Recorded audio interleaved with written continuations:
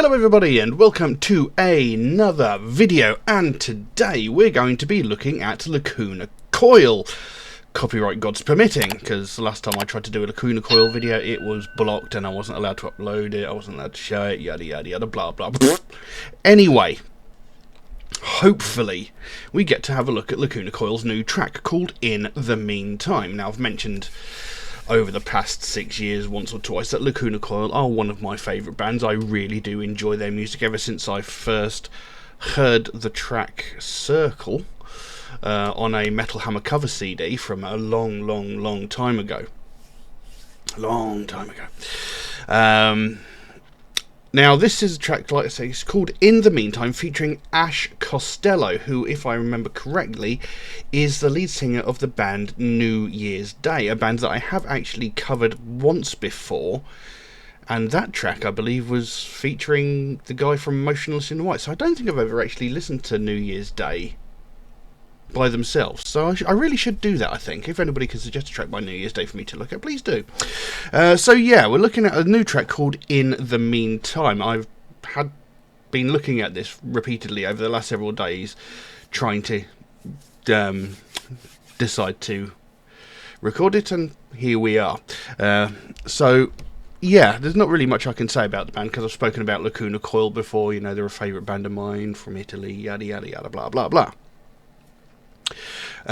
So we'll jump into this and see what we've got. I've got lyrics here. They come from directly under the video, so they should, in theory, be accurate. So we'll jump into this, but before we do that, if you could just take a moment to like and subscribe if you haven't already. It would really make a big difference to me. It would really help me out. You know, I've been doing this for about 6 years, and not even 2% of people watching my videos are actually subscribed. So, you know, if you could like and subscribe, it doesn't cost you anything, it takes a fraction of a second, and would make the biggest difference to me and to my channel.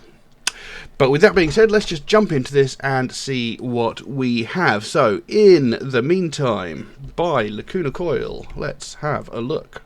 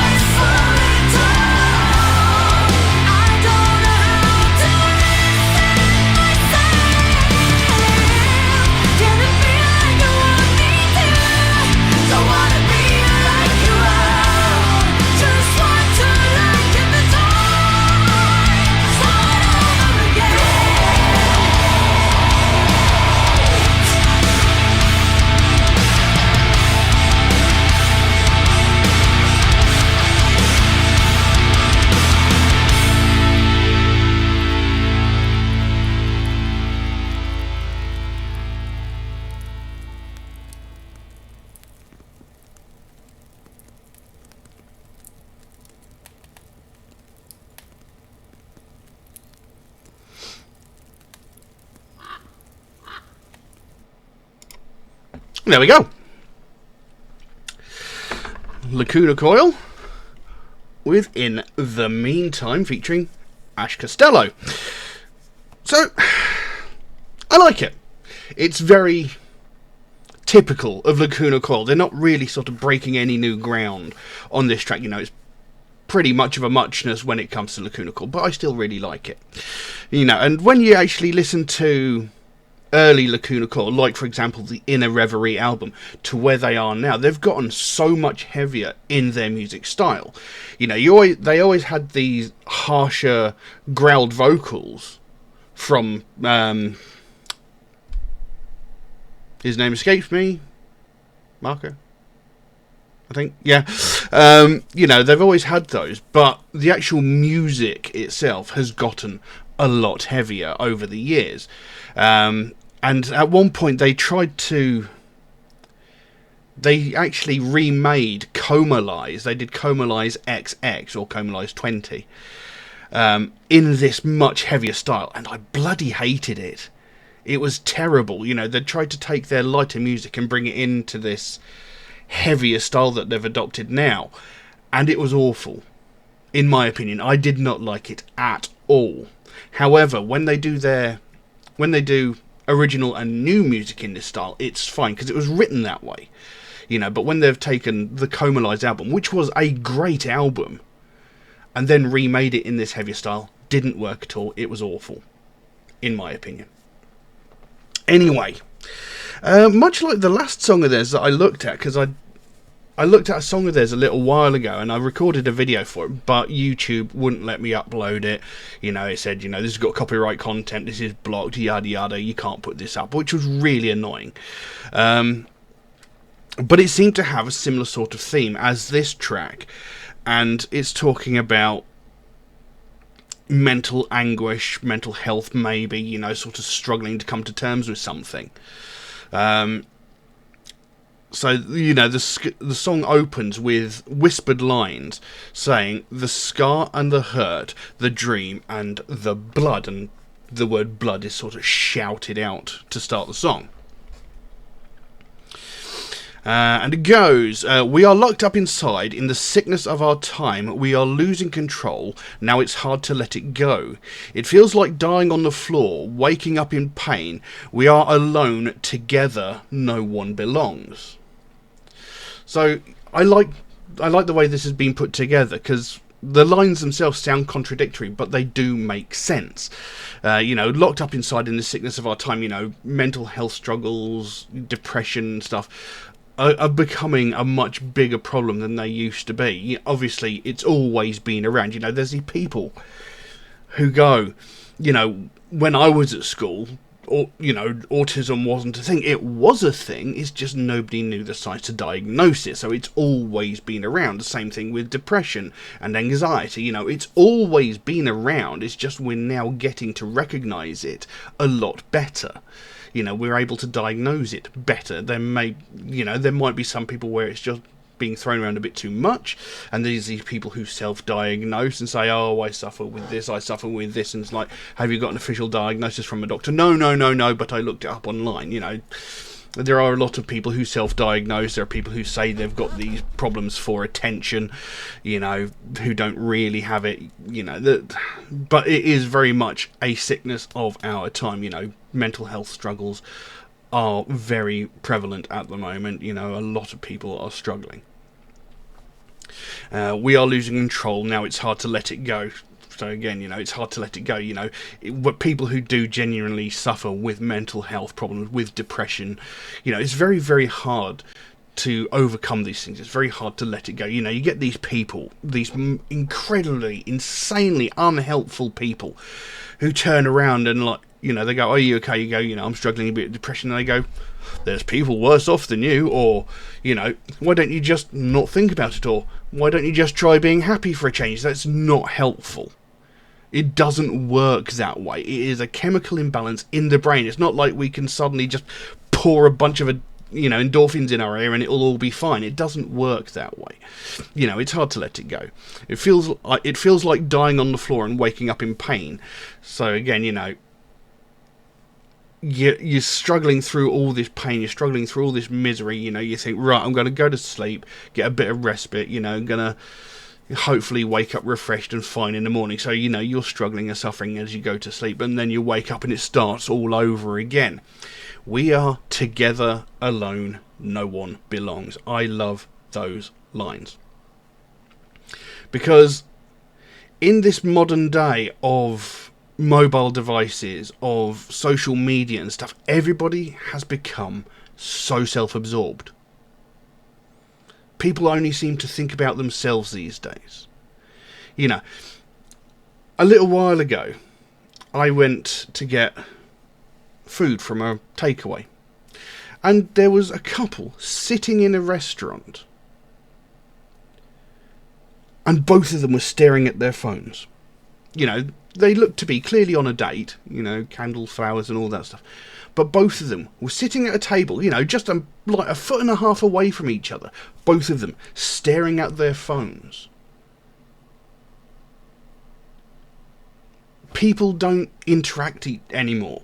And when they do interact, it's over the internet.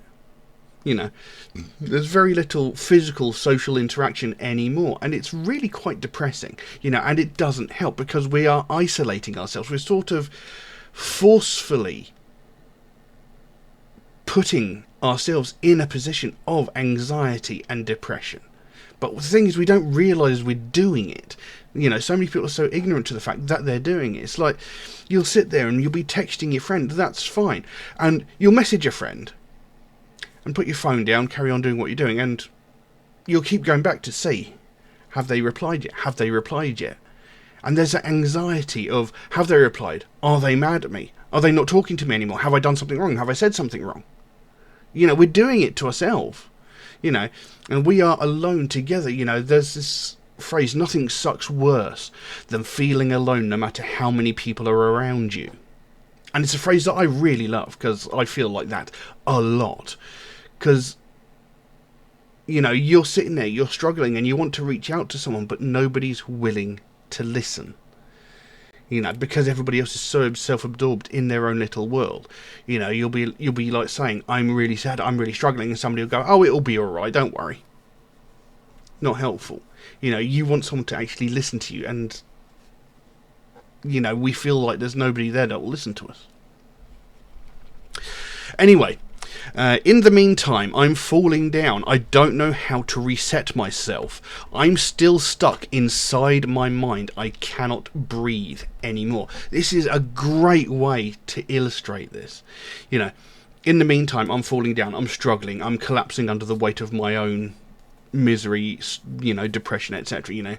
I don't know how to reset myself. So I want to get out of this. I want to move on from this misery, this suffering, this depression, this anxiety, whatever. But I don't know how to do it by myself. I need help. I'm still stuck inside my mind, overthinking. Again, this comes from the whole isolation thing. People sitting alone in their rooms at their computers or with their phones or tablets or whatever. They're still sitting by themselves, and whilst they might be typing away on the computer, their brain is still whirring away because they're not occupying themselves with something else. If you're outside, say like in a bar or in a cafe or a restaurant with a group of friends, there's loads of conversation going on around you. It stimulates your mind.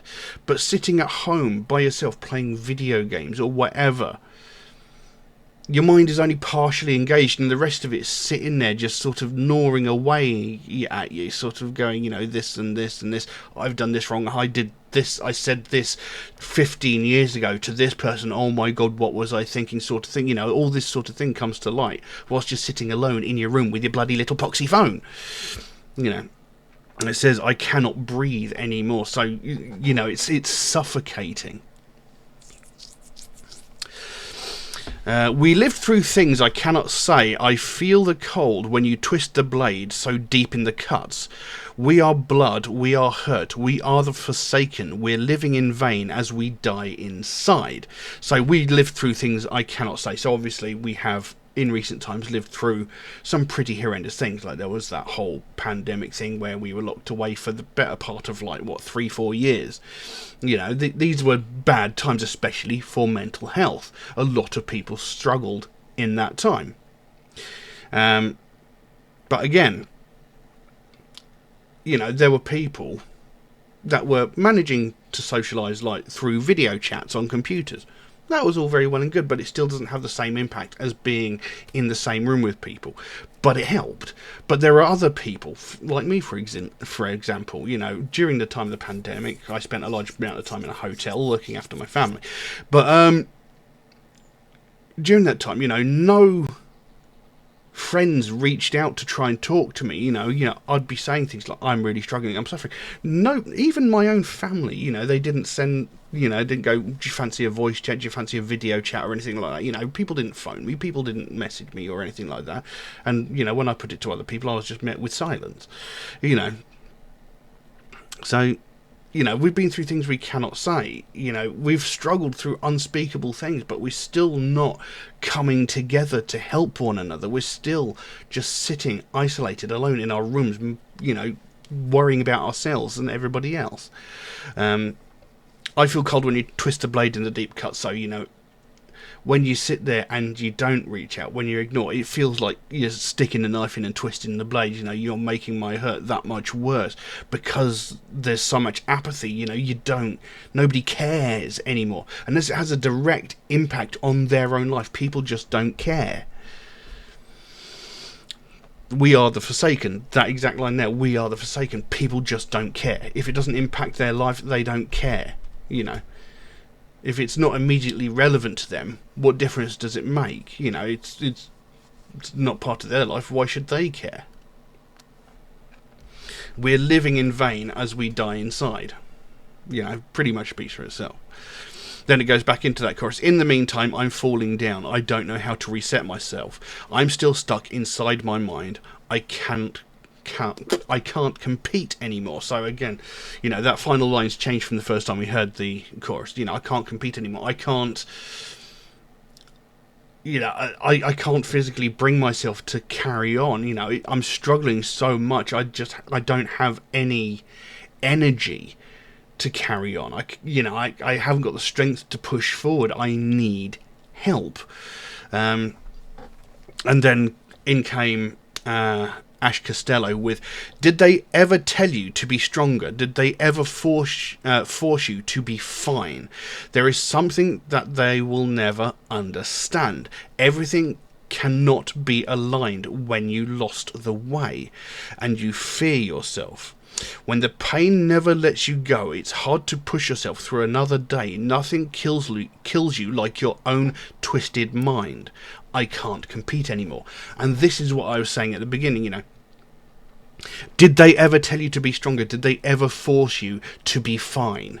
This is exactly what I was saying before. Did they ever tell you to be stronger? It's like, you tell someone, I'm really struggling, and they turn around and go, there are other people who've got it worse off than you. That's not the point. I am here right now struggling, asking for help. There might be people that are struggling worse than me right now, but at the moment, in this moment in time, I am really having trouble, I am really struggling, and I really need your help. You turning around to me saying there are other people worse off than you doesn't help. It doesn't change anything, it doesn't fix anything, it just makes you a dismissive arsehole who doesn't care about your supposed friend who is really having a bad time. Did they force you to be fine? There are these people that are like, they'll ask you, how are you? And if you don't turn around and say, yeah, I'm great, they don't want to hear it. You can they'll turn around to you and go, how are you doing today? And if you turn around and go, I'm struggling a bit, and they're like, I don't want to hear it, and just walk away. Or there's those people who are just like, have you tried not being sad? There are actually people who say that shit. It's been said to me before, and I just wanted to thump them. I am not a violent person, but I wanted to thump them. Because it's like, have you tried not being sad? Shit, why did I not think of that? Oh, I'm all better now. It doesn't work that way. Did they ever force you to be fine? It's like when you walk outside, when you've got problems like anxiety and depression. You know, you're almost forced on a daily basis to step outside your house wearing a mask, you know, a fake smile, to pretend that you're okay because nobody else wants to hear that you're struggling. You know, there is something that they'll never understand. Everything cannot be aligned. You know, people that are lucky enough not to struggle with mental health issues, with, you know, don't struggle with depression, don't struggle with anxiety, they'll never have to, you know, they'll never have to feel the way that you do, and they are lucky, but they will also never understand. You know, no matter how much you try and explain it to them, they will never understand just how much of a struggle it is, because they're just sitting there thinking, well, if you're sad, don't be. It doesn't work that way. You know, they'll never understand how hard it is to climb out of that pit. You know, it's not an easy thing to do, and, you know, these people are lucky that they've never had to deal with that. But it also makes them so ill-equipped to help people that actually are struggling with that. You know, they'll never understand everything cannot be aligned. It's not like you can just sit there and go, I'm happy now. You can't just say to yourself, I'm happy now, and it works. It doesn't work that way. You know, they'll never understand that. You know, you can't just flick a switch and it'll be done with. It doesn't look, you know. When you lost the weight and you fear yourself, and that's actually quite a deep cut there, you know, when you fear yourself, because when you're in those moments of severe depression, severe anxiety, you start worrying about what you might do. You might end up injuring yourself, or worse, you know, and in those moments you start to get quite scared of yourself, what you're capable of doing. And these people that turn around and say these incredibly unhelpful things, you know, it doesn't make it any easier. It doesn't make it any better. You know, you try and reach out to someone for help, and they just throw up some stupid, inane bullshit that's not helpful to man nor beast. It makes it sound like they don't give a shit. Makes it sound like they don't care. You know, it's not my problem. You know, and it really does make your mind play tricks on you. It really fucks you up. You know, when the pain never lets you go, again, you know, the pain of having to suffer and struggle each day knowing that no one cares. It's hard to push yourself through another day. Nothing kills you like your own twisted mind. Again, this is something that I struggle with. Many other people do as well with depression and anxiety. You know, you make up these scenarios in your head. You know, they're completely unrealistic. They're never gonna happen. But still your mind goes, but what if this? What if this? What if this? What if this? What about that? What about that? What if this happens and then that happens? You know, and it really fucks with you. It cripples you. And it ruins your life. I mean, I used to be in a band. I'm no longer in a band. And the main reason for that was because I wasn't getting to practice enough. And the thing is, when I went to practice, I had to drive a fair old distance to get there. Every time before I went to drive to practice, you know, I can't remember how far it was, about 30-40 mile drive to practice. Every time before I was about to go out, what if you crash the car? What if you're in a horrific accident in the middle of the country roads? Because it's all backwards country roads where I had to go. You know, and my mind would play tricks on me, and it's like, once you get there, where are you going to park? You know, even worrying about something as simple as parking my car.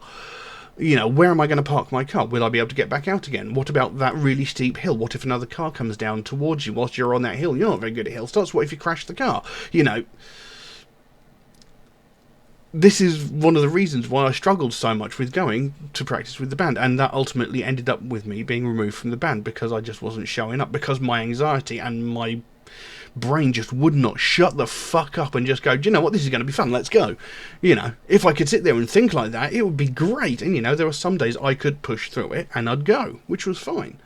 But there are other days when it would just be so crippling that I was afraid to step out of the front door, let alone sit in my car and drive, you know. So like they said, nothing kills you like your own twisted mind, because, you know, when you have these problems, your brain is your own worst enemy. And it ends with that line, "I can't compete anymore," and then it goes back into that chorus. "In the meantime, I'm falling down. I don't know how to reset myself. Cannot be like you want me to. Cannot be like you all. No, don't want to be like you all. I just want to lurk in the dark, start over again. Blood." I don't necessarily think the word blood was necessary at the end of that song, but anyway. You know, so they've changed the chorus again there. "I cannot be like you want me to." You know, as much as I'd like to live a normal life where I don't struggle with these problems, as much as, you know, you can tell me as much as you want to get over it, to fix it, to change it, to just be happy. I can't do that. It doesn't work that way. You know, I can't be this perfect image that you want me to be. I'd love to be, but I can't. Well, it says, "I don't want to be like you all," you know, all you self-indulgent people who just wander mindlessly without a care in the world. You know, I don't want to be like that. I don't want to have not a care in the world. You know, I want to concern myself with certain things. I don't want to be as miserable as I am, but, you know, I kind of want to fix it as well. So, you know, it's another song with a very strong message about mental health, depression, that sort of thing. And, you know, I like the way they've worded it. You know, some of the phrases they've used are brilliant, and I really like it. And, you know, as I've said before, I really like Lacuna Coil, one of my favourite bands. I will say, though, you know, they've not broken any new ground in their music. Although, I'm hard-pressed to think of any time they've actually had a collab on one of their tracks. I'm sure they have had, but I can't think of anything off the top of my head. So there's that. But, you know, a great track. I really enjoyed it. Like I said, very typical of Lacuna Coil's music, or their newer style, I should say, you know, like the heavier style. I like it. Good piece of music. But I don't know what else I can say on that, so I will leave that as it is. Now, if you enjoyed this video, please consider giving it a like or a subscribe if you haven't liked and subscribed already, because it really, really would help me out. You know, I've been doing this for about 6 years now, and, you know, not even 2% of people watching my videos are actually subscribed, which is a bit disheartening considering the amount of time I've been doing this. So, you know, if people aren't liking and subscribing, my videos aren't getting suggested to other people, they're just disappearing into the algorithm. You know, I put in all this time and effort, and, you know, and they just sort of disappear into the ether and nobody gets to see them, so nobody likes and subscribes. You know, it's a self-perpetuating thing. So, you know, if you could like and subscribe, it really, really would help me out. It takes a fraction of a second, doesn't cost you anything, and would make the biggest difference to me and the channel. But anyway, that's all I've got for you this time. Thank you all very, very much for watching, and I'll see you again soon. Bye-bye.